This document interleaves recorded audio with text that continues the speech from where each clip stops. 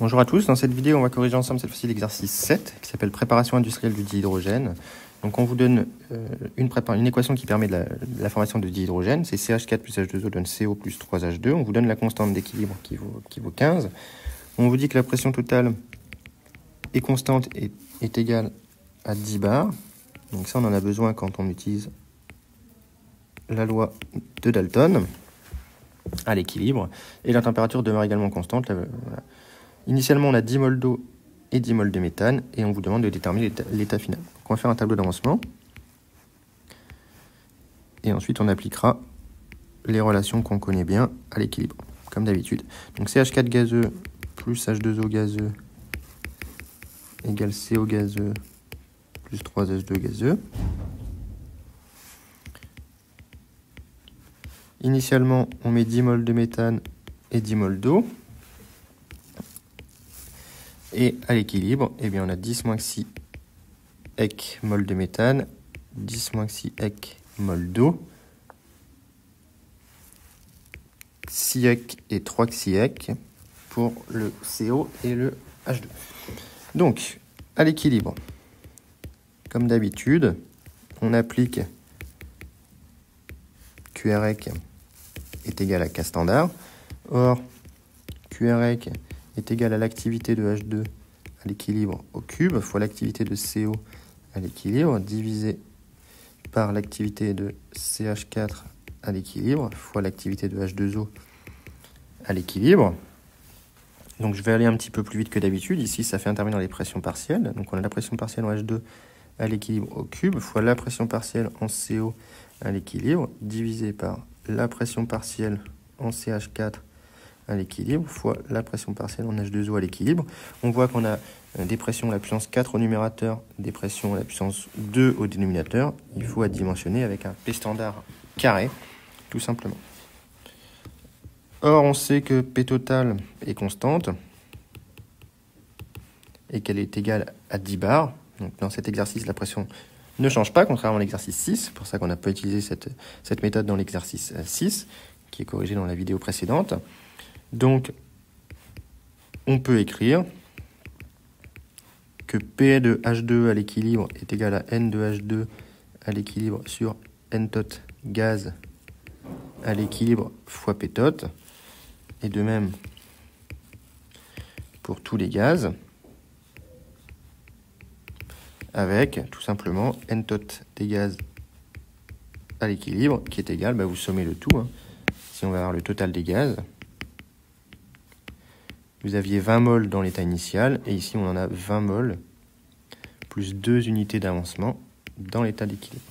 Donc N tot gaz, c'est 20 plus 2 unités d'avancement. Et donc une fois qu'on est là, on peut revenir sur le QREC, qui est égal au N de H2 à l'équilibre au cube, fois le N de CO à l'équilibre, divisé par le N de CH4 à l'équilibre, fois le N de H2O à l'équilibre. Ici, on a des moles puissance 4 au numérateur, des moles puissance 2 au dénominateur. Donc, ça veut dire qu'il y a un N tot gaz à l'équilibre au carré qui se retrouve au dénominateur. Et ensuite, on a un P tot carré sur P standard carré. Et donc, on peut maintenant remplacer. H2, on a vu que c'était xiec, 3 xiec, pardon. Donc, ça nous fait 3 xiec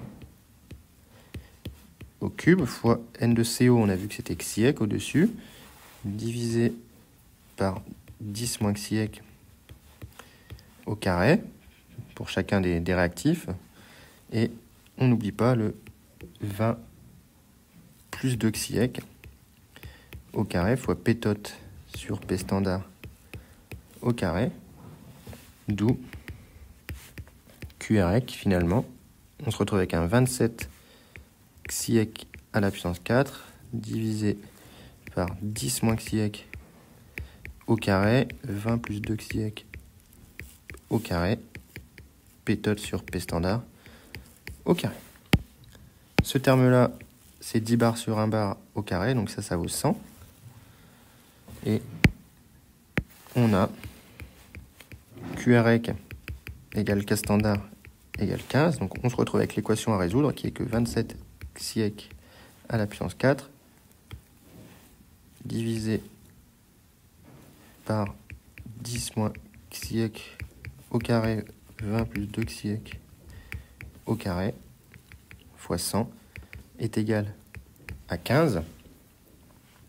Et donc là, on fait une résolution numérique. On reverra ensemble comment le faire à la calculatrice pour ceux qui ne savent pas le faire. Et on trouve, tout simplement, si on le fait bien, xiec égale 3,6 mol. Oups, pardon. Donc 3,6 mol pour xiec. Et donc l'état final, on avait CH4 plus H2O égale CO plus 3H2. Donc dans l'état final, CH4 on était parti de 10 mol. Donc on doit retrancher 3,6 mol, ce qui nous fait 6,4 mol. Pareil pour H2O. Et par contre, en CO, on en a formé 3,6 mol. Et en H2, on a formé 3 fois 3,6 mol. À savoir 10,8 mol. Donc voilà pour cet exercice. Donc c'était intéressant de revoir cette méthode. Quand la pression est constante, il est intéressant de passer par la loi de Dalton, où la pression totale est connue. Et donc le but était d'arriver à l'état final avec une petite résolution numérique. Voilà, j'espère que c'était clair pour cet exercice.